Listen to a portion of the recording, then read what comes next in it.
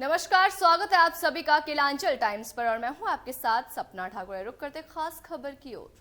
जैसे जैसे लोकसभा चुनाव नजदीक आता जा रहा है वैसे वैसे झारखंड की सभी पार्टियां रेस लगा रही हैं।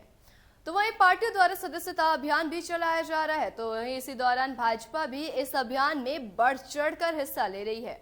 इसके मद्देनजर भाजपा के प्रदेश कार्यालय में एक मिलन समारोह का आयोजन किया गया, जहां भीम आर्मी के पूर्व प्रदेश अध्यक्ष रहे और कांग्रेस नेता वीरेंद्र पासवान के नेतृत्व में दर्जनों लोगों को भाजपा की सदस्यता ग्रहण की।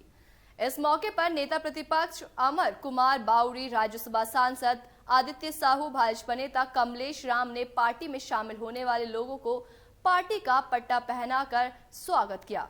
वहीं नेता प्रतिपक्ष अमर कुमार बावरी ने कहा कि भाजपा के विचारों और प्रधानमंत्री नरेंद्र मोदी के कार्यों को लेकर एक नए देश के गठन और गढ़ने में जिस तरह से आगे बढ़ रहे हैं उसमें इन सभी की सहभागिता होती है।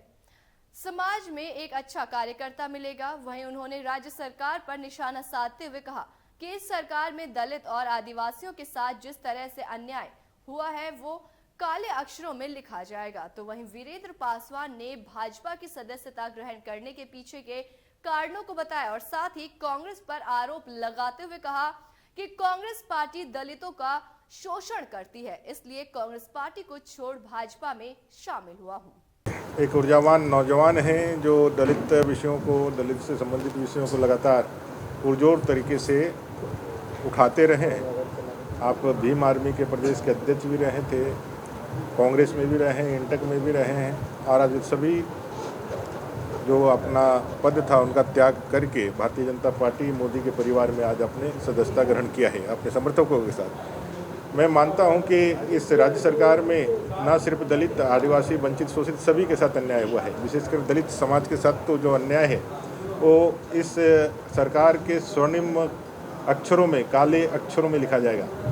और ये सरकार दलित अत्याचार के लिए कुख्यात भी रही है, उनके तिरस्कार के लिए भी कुख्यात रही है। कई एक घटनाएं आपने देखा होगा कि इस सरकार में लगातार दलित का कोई मंत्री नहीं है और वारंट निकलने के बाद भी लोग आस्था व्यक्त कर रहे हैं। देश के अंदर सभी समाज के लोग वो जात पात से ऊपर उठ करके उनको लगता है कि बाबा साहेब भीमराव आम्बेडकर जी के संविधान में प्रदत्त ताकत का अगर कोई यदि सही मायने में जन कल्याण के लिए उपयोग कर रहा है और जनता का कल्याण कर रहा है, जो सबसे ज़्यादा जरूरी इतने दशकों के बाद भी दलित और आदिवासी भाइयों को है, तो यह नरेंद्र भाई मोदी जी कर रहे हैं।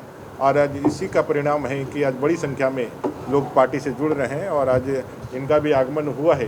मुझे लगता है इनके आने से इस समाज में एक अच्छा कार्यकर्ता मिलेगा और भारतीय जनता पार्टी के विचारों को लेकर के, मोदी जी के कार्यों को लेकर के एक नए देश का गठन और गढ़ने में जो हम लोग आगे बढ़ रहे हैं उसमें यह सहायक सिद्ध होगा। आपका भारतीय जनता पार्टी के परिवार में स्वागत है।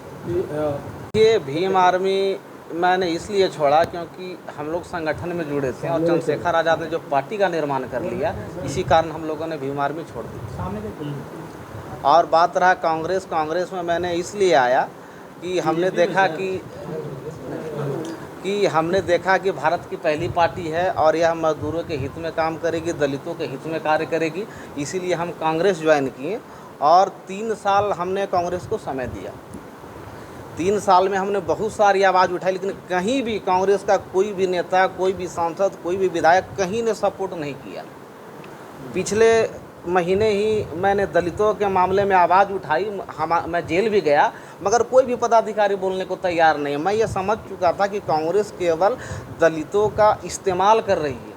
ऊपर में दलित राष्ट्रीय अध्यक्ष दिखाकर के नीचे दलितों का शोषण करने वाली पार्टी कांग्रेस है। इसलिए हमने कांग्रेस को छोड़ा और भाजपा को ज्वाइन किया, क्योंकि मैं देख रहा हूँ कि भाजपा में जो नरेंद्र मोदी जी हैं, इनकी विचारधारा से देश ऊपर जा रहा है और यहाँ के नागरिकों को भी अच्छा वातावरण मिल रहा है, माहौल मिल रहा है। इसलिए हमने भाजपा को ज्वाइन किया है और मैं पूरा विश्वास दिलाना चाहता हूँ झारखंड की जनता को कि भाजपा युवा पार्टी है जो यहाँ के दलितों को, मजदूरों को, गरीबों को इंसाफ दिला सकती है। इसलिए मैंने भाजपा को ज्वाइन किया है।